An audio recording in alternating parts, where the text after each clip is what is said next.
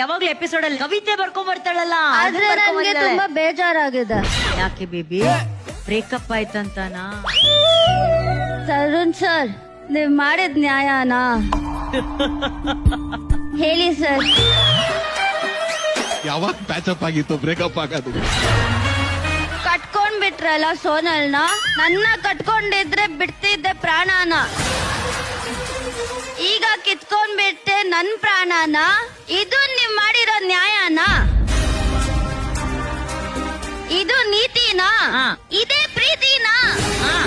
ಓ ನನ್ನ ತರುಣ, ಕೇಳಿಸ್ಕೊಳ್ಳಿ ಅಟ್ಲೀಸ್ಟ್ ನನ್ನ ಆಸೆನ.